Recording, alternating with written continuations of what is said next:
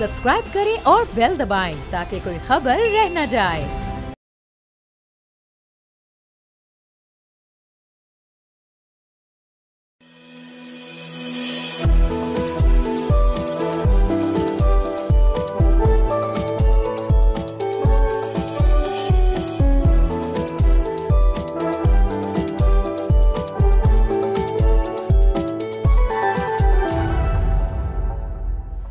बिस्मिल्लाहिर्रहमानिर्रहीम। अस्सलाम वालेकुम नाजरीन, प्रोग्राम फ्रंट पेज के साथ मैं हूं मुइज़्ज़ुर रहमान। नाज़रीन, गुज़िश्ता वीकेंड के पहर जो कुछ अपडेट्स आई बहुत अहम ख़ित्ते के हवाले से, उनका ज़िक्र करना ज़रूरी है।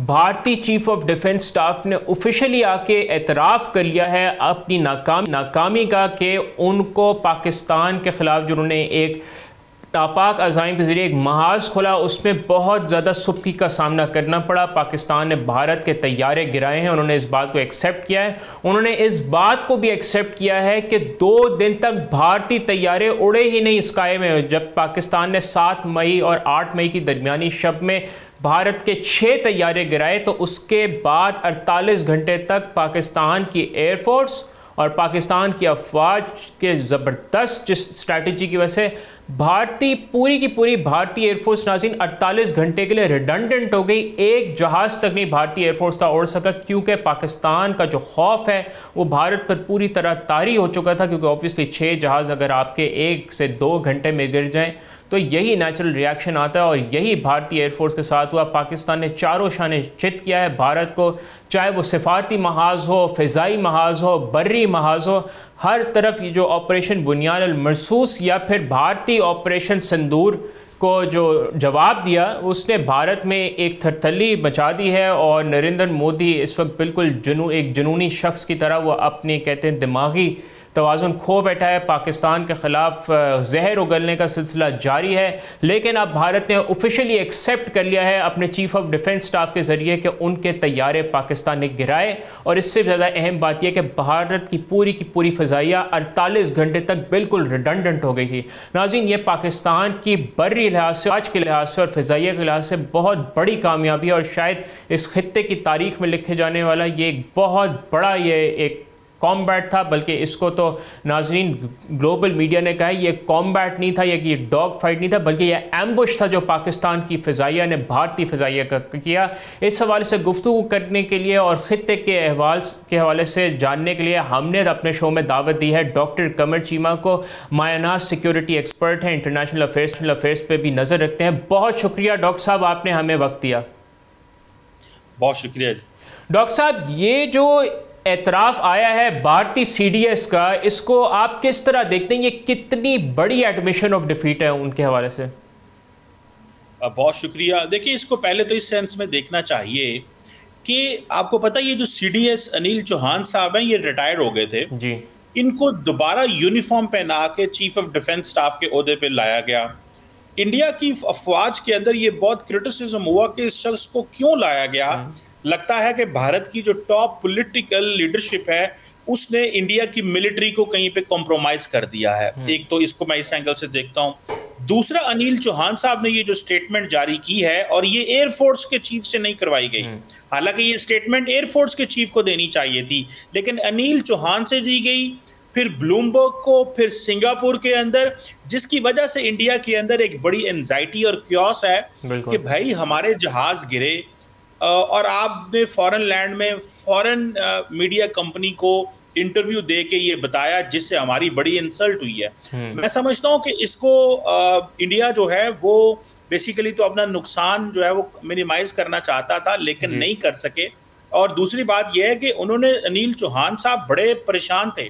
वो परेशान इसलिए थे कि उन्होंने इंडिया की फौज को रैशनल एक्टर कहा, पाकिस्तान की फौज को रैशनल एक्टर कहा, और उन्होंने इंडिया के सियासतदानों को इरैशनल कहा, क्योंकि वो कह रहे हैं कि in time of conflict the people in uniform are rational actor. तो इससे मुराद ये है कि फौज बड़ी मजबूर थी, बड़ी परेशान थी और बड़े प्रेशर में थी नरेंद्र मोदी की वजह से। और जिस तरह आपने इंट्रो में कहा कि पाकिस्तान पे वो जब स्ट्राइक करने आए, पाकिस्तान ने उनके 6 जहाज गिराए, तो उसके बाद 2 दिन वो जहाज नहीं उड़ा सके। अगर मोइसम उस वक्त पाकिस्तान हमला कर देता तो इंडिया तो हमला का जवाब देने के काबिल ही नहीं था। बिल्कुल, पाकिस्तान ने तो बल्कि बहुत रिस्पॉन्सिबिलिटी है। क्या आपको याद होगा जब पाकिस्तान ने भारत के 6 तैयारे गिराए तो उसके बाद हमारे टॉप मोस्ट लेवल ऑफिस से कहा कि हम लोग चाहते तो 10 जहाज भी हम गिरा सकते थे। हमने रिस्ट्रेंट का मुजाहरा किया ताकि खित्ते में अमन और इस्तेहकाम बरकरार रहे।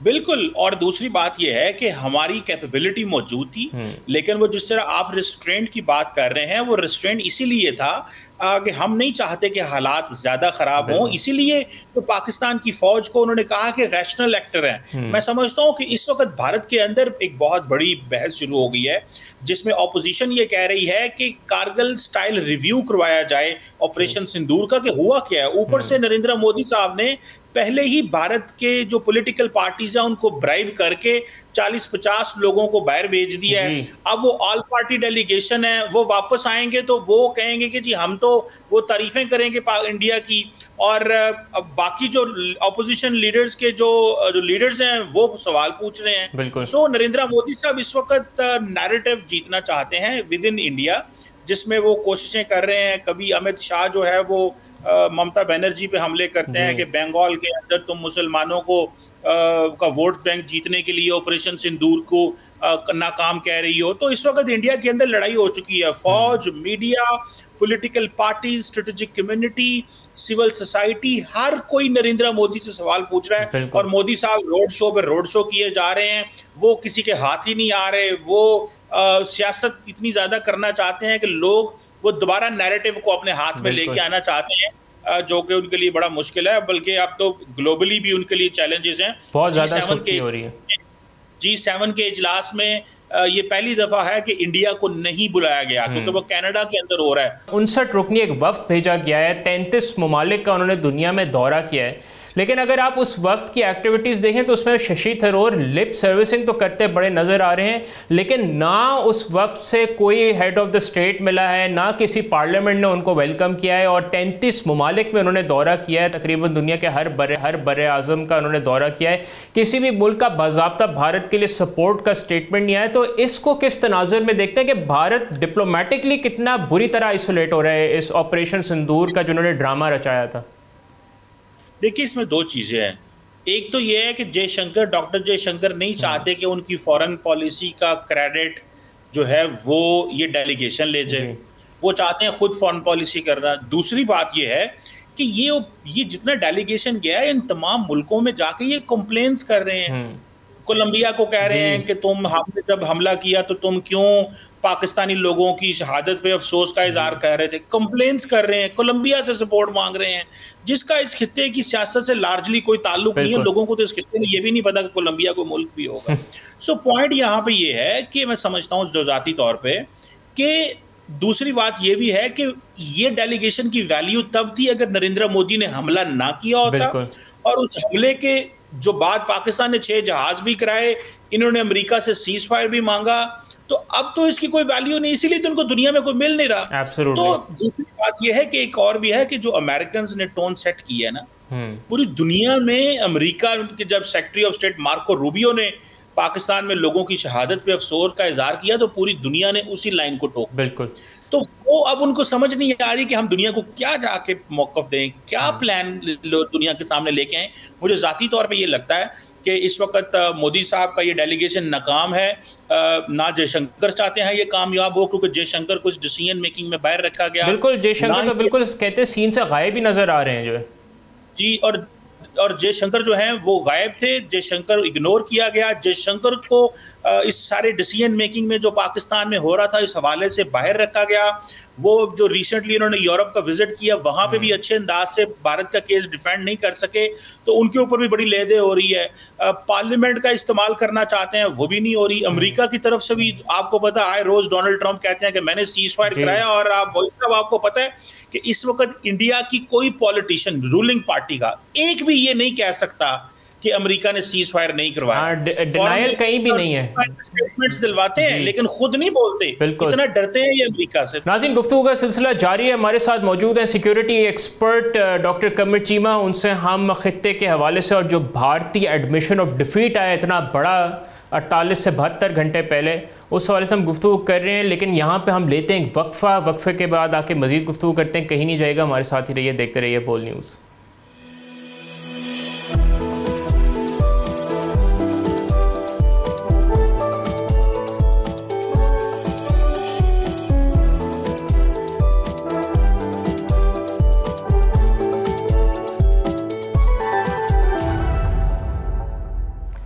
नाज़रीन, welcome back to front page. हमारे साथ मौजूद हैं security expert doctor Qamar Cheema. हम खित्ते के हवाले से और भारतीय जारियत और जो भारत को सुबकी उठानी पड़ रही है अपने नापाक और नाकाम ऑपरेशन सिंदूर की वजह से, उस पर हम गुफ्तगू कर रहे हैं। तो उनसे मज़ीद सवाल करते हैं। कमर चीमा साहब, इस मामले के हवाले से मेरा आज का आखिरी सवाल आपसे यही है कि अभी आपने देखा होगा कि अभी नरेंद्र मोदी जो कि जंगी जुनून से बिल्कुल कहते हैं ना, उनका दिमागी तवाज़न ऐसा लगता है कि he has completely lost it. उन्होंने पाकिस्तान को धमकी दी कि आप रोटी खाएं वरना मेरी गोली हाजिर है। एक तरफ ये बयानात हैं और दूसरी तरफ अगर हम अफवाज के हवाले से देखते हैं, आपने अभी जिक्र किया उनके CDS का, तो उन्होंने कहा कि रैशनल फोर्सेस हैं, चाहे वह इंडिया हो या पाकिस्तान। अभी पाकिस्तान के basically chairman joint chief of staff general Sahir Shamshad ने इंटरव्यू दिया रॉयटर्स को। उसमें उन्होंने कहा, उस इंटरव्यू में उन्होंने कहा कि हम जो है, जो हमारी बेसिकली जो अपॉइंटमेंट ऑफ फोर्सेस हैं अलॉन्ग साइड द बॉर्डर, वो प्री 22 अप्रैल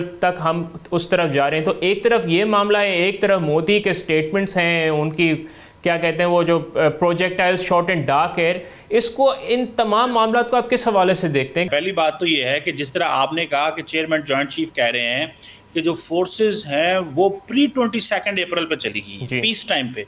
नरेंद्र मोदी कह रहा है ऑपरेशन सिंदूर जारी है जी। फौज कह रही है ऑपरेशन, हम बॉर्डर से फौजें वापस आ गई हैं, क्योंकि ये रेसिप्रोकल होता है। जो भारत और पाकिस्तान के DGMO का राब्ता है कि हाँ जी आप भी फौजें वापस ले जाएं, हम भी फौजें वापस ले जाते हैं। तो फौजें वापस चली गई हैं और पॉलिटिशियन कह रहे हैं नहीं, मैं ऑपरेशन मेरा चल रहा है अभी। तो ये सिर्फ और सिर्फ ऑप्टिक्स है जी, कोई ऑपरेशन नहीं चल रहा। परेशानी है, कियोस है। जो ड्रामा जो इन्होंने किया था फॉल्स फ्लैग, उसका ये लेना चाहते थे क्रेडिट, वो उल्टा पड़ गया। और उसकी वजह ये है कि राफेल इन्होंने सस्ते खरीदे, अपग्रेडेड नहीं थे। सोर्स कोड फ्रांस ने इनके साथ शेयर नहीं किए, वो अलहदा इनको पैनिक है। और उल्टा अब अवाम के सामने आके कह रहे हैं कि जी अब हम स्टेल्थ फाइटर जेट 2035 तक इंडक्ट करने लगे हैं। फौज कहती है मुझे तुमने आज लड़ाई आज लड़नी है और फाइटर जेट 2035 में आना है। तो ये किस तरह की बातें कर रहे हैं? सो ये पैनिक है और कुछ भी नहीं है, और झूठ बोल रहे हैं, सिर्फ सीधा झूठ बोल रहे हैं। लेकिन सबसे इंपॉर्टेंट रोल जो है वो भारत का मीडिया प्ले करेगा। भारत का मीडिया पहली दफा इंडियन गवर्नमेंट और इंडियन फौज के खिलाफ बोला, और वो CDS चौहान की स्टेटमेंट पे कि हमारे जहाज गिरे हैं, और वो भी ब्लूमबर्ग को। क्या भारत का मीडिया इसी तरह जो है वो हुकूमत का साथ देता रहेगा? क्योंकि वो मीडिया तो रहा नहीं, आपको क्रेडिबिलिटी बिल्कुल खत्म हो चुकी है भारतीय मीडिया की जी। तो वो अब देखना ये है कि ये अगर तो मीडिया क्वेश्चन मार्क करता है, क्वेश्चन मार्क कहता है कि हाँ जी आपने ये गलत किया है, तो फिर तो नरेंद्र मोदी के लिए बहुत मुश्किल है। लेकिन अगर नरेंद्र मोदी जो है उसको सपोर्ट करता रहता है मीडिया, झूठ सच, क्योंकि आपको पता है मीडिया तमाम जो मोदी साहब के दोस्त हैं, अम्बानी, ज़दानी, उन्होंने बड़े मीडिया चैनल जो है वो खरीद लिए हैं। तो I think that is where the issue is जी। एब्सोल्युटली, बहुत शुक्रिया डॉक्टर कमर चीमा ने अपना वक्त निकाला और हमें अपना तज्जिया दिया। नाज़रीन, बात फिर वही है कि भारत इंतहाई ज़्यादा सुबकी का शिकार है, और जिस तरह पाकिस्तान की अवाम, पाकिस्तान की अफवाज, पाकिस्तान का मीडिया और तमाम इस रियासत के बेसिकली जो सतून हैं, उन्होंने यकजा होकर भारत को मुंह तोड़ जवाब दिया। उस पर तमाम हमारी अफवाज को सलाम है और पूरी कौम को मुबारक। और क्योंकि भारत में लेके बहुत ज़्यादा पैनिक है, इस हवाले से हम मज़ीद भी गुफ्तगू करते रहेंगे। अब हम आपको तफसील से आगाह करते हैं कि गुज़िश्ता 48 घंटे में वो क्या मामला हुआ है यूक्रेन और रूस के माबैन, जिस पर पूरी दुनिया दंग रह गई है। नाज़रीन, यूक्रेन और रूस की जंग अब तकरीबन 3 साल से जारी है और लाखों इंसानी जानें बेसिकली इस जंग की नज़र हो चुकी हैं। कल रात यूक्रेन ने रूस के अंदर गहरे इलाकों में 5 एयरफील्ड्स पर बहुत ही तबाहकुन अंदाज में ड्रोन हमले किए, जिसमें तकरीबन 40 रूसी जंगी तैयारे तबाह कर दिए हैं। नाज़रीन, ये हमला आई थिंक रूस की तारीख में बड़े तरीन हमलों में से एक कहा जा रहा है यूक्रेन की जानिब से, और शायद ये अब तक का यूक्रेन की जानिब से सबसे बड़ा हमला है। और ये क्यों अहम है आपको बताते हैं, क्योंकि नाज़रीन ये जो हमला है ये तकरीबन 1.5 साल की प्लानिंग का नतीजा था और ख़ुद यूक्रेनी सदर ज़ेलेंस्की ने इसकी निगरानी की। ज़्यादा अहम बात यहाँ पर यह है कि अमरीकी सदर डोनाल्ड ट्रंप को पहले से इस हमले की इत्तला नहीं दी गई थी। वाइट हाउस ने तस्दीक की है कि यूक्रेन ने यह ऑपरेशन बिल्कुल खुफिया रखा। ये बताता है कि ये जंग अब कितनी गैर मुतवक्को और ख़तरनाक मोड़ पे पहुंच चुकी है। जब अमरीकी सदर को मालूम नहीं कि उनके हलीफ क्या करने वाले हैं, तो ये वाज़ेह है कि हालात अब कंट्रोल से बाहर हो रहे हैं। मिलिट्री एक्सपर्ट्स का कहना है कि यूक्रेन ने जंग के रूल्स रीराइट कर दिए हैं। उन्होंने कंटेनर्स में ड्रोन्स छुपाकर ट्रक्स के ज़रिए गहरे रूसी इलाकों तक पहुँचाए। और नाज़रीन, ये जो टैक्टिक है ये न्यूक्लियर एस्केलेशन का ख़तरा बढ़ाता है, क्योंकि इस तरह के हमले स्ट्रेटेजिक बॉम्बिंग की तारीफ में आते हैं। असल मसला ये है कि दोनों तरफ एक्सट्रीम अनसर्टनिटी का शिकार है। यानी नाज़रीन, बहुत ज़्यादा तज़ब्ज़ुब और अदम इस्तेकाम है। कुछ लोगों ने तो इस हमले को रूस का पर्ल हार्बर हमला कहा है। इतना बड़ा ये हमला था, जिस तरह जापान ने पर्ल हार्बर पे किया था, उतना ही बड़ा हमला यूक्रेन ने रूस है। नाज़रीन, 2022 में जब ये जंग शुरू हुई तो रूस ने सोचा था कि चंद दिनों में कीव को कैप्चर कर लेंगे। मगरबी ताकतों ने यूक्रेन को नेटो मेंबरशिप और मिलिट्री एड की उम्मीद दिलाकर रूस से अपनी बेसिकली जो कन्फ्रंटेशन है उस पर उकसाया। लेकिन अब 3 साल बाद दोनों जानिब बहुत ज़्यादा डेस्परेशन और इस्तराब की कैफियत बढ़ रही है। नाज़रीन, रूस ने अपने ट्यूपलेव 95, ट्यूपलेव 22M बॉम्बर्स और A50 रिकॉन्सेस एयरक्राफ्ट खोए हैं, जो मिसाइल अटैक्स और एयर डिफेंस के लिए बहुत ज़्यादा अहम है। ये नुकसान रूस की मिलिट्री की बेसिकली नाज़रीन उनकी कैपेसिटी को सीरियसली नुकसान पहुंचाएगा। लेकिन उससे ये जंग और भी बेसिकली खौफनाक अंदाज में बढ़ सकती है, क्योंकि रूस अब बहुत ज़्यादा डेस्परेट होकर ऑब्वियसली जो है रद्द अमल देगा। और नाज़रीन, आप बताते चलें कि यह हमला उस वक्त हुआ है जब कल इस्तांबुल में सीज़ फायर के मुआहदे के बारे में मुज़ाकरात होने हैं।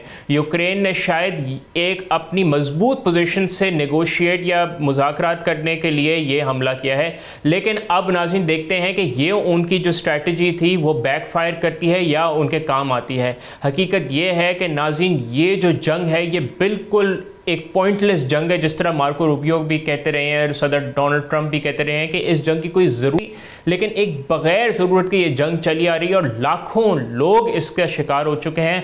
और नाज़रीन, अगर हम मगरब की बात करें तो उसने यूक्रेन को बेसिकली नाज़रीन नेटो की एक्सपेंशन के ज़रिए रूस को प्रोवोक करने में इस्तेमाल किया, और रूस ने जो टेरिटोरियल एग्रेशन होता है उसका जवाब दिया। नतीजा ये हुआ है कि लाखों बेगुनाह सिविलियंस और लोग इसकी नज़र हो चुके हैं और दुनिया न्यूक्लियर वॉर के दहाने पर पहुंच गई है, एक खौफनाक न्यूक्लियर वॉर के दहाने पर पहुंच गई है। डोनाल्ड ट्रंप ने अपने social media platform truth social पर लिखा है कि पुतिन एब्सोल्युटली क्रेजी हो गया है। लेकिन नाज़रीन, ये क्राइसिस उस वक्त तक ख़त्म नहीं होगा जब तक दोनों अतराफ एक हकीकत पसंदी की अप्रोच नहीं अपनाई जाती। यूक्रेन को ये समझना होगा कि वो रूस को कंप्लीटली डिफीट या डोमिनेट नहीं कर सकता और रूस को टेरिटोरियल कॉन्क्वेस्ट के ख्वाब छोड़ने होंगे। नाज़रीन, यूक्रेन और रूस की सूरत हाल बहुत तशवीशनाक है। लाखों लोग अपनी जानें हार चुके हैं। दुनिया में इस वक्त बहुत ज़्यादा बदअमनी है, चाहे वो गज़ा और इसराइल का मामला हो, रूस और यूक्रेन का मामला हो, या भारतीय जारियत जो कि पूरे खित्ते को डिस्टेबलाइज कर रही है साउथ एशिया के, और जो पाकिस्तान के खिलाफ भारत जहर उगल रहा है बार बार। दुनिया की जो बड़ी ताकतें उनको सोचना होगा कि किस तरह दुनिया को एक रीसेट की ज़रूरत है, अमन की ज़रूरत है, ताकि पूरी दुनिया अपने लोगों की वेलबींग और ह्यूमन डेवलपमेंट के लिए काम कर सकें। गज़ा में अमन इस वक्त होना चाहिए। इसराइल को अपने जंगी जारियत और जो इसराइल ग्लोबल क्राइम्स कर रहा है, पूरे आलमी कवानीन तोड़ रहा है, इस पर इसराइल की अकाउंटेबिलिटी होनी चाहिए। रूस और यूक्रेन के मामले को रुकना चाहिए। और भारत का जो जंगी जुनून इस वक्त आसमान को टच कर रहा है, भारत को भी नकेल डालने की इस वक्त ज़रूरत है। पूरी दुनिया को अमन की ज़रूरत है। इन तमाम हवालों से हम आपको आगाह करते रहेंगे। लेकिन हमारे आज के शो का वक्त हुआ जाता है ख़त्म। आपसे इंशाल्लाह मुलाकात होगी कल। अपना बहुत ख्याल रखिएगा। बोल के सोशल मीडिया हैंडल्स पर अपना फीडबैक ज़रूर रिकॉर्ड कीजिएगा। मुझे मोइज़ रहमान को इजाज़त दीजिए। अल्लाह हाफ़िज़।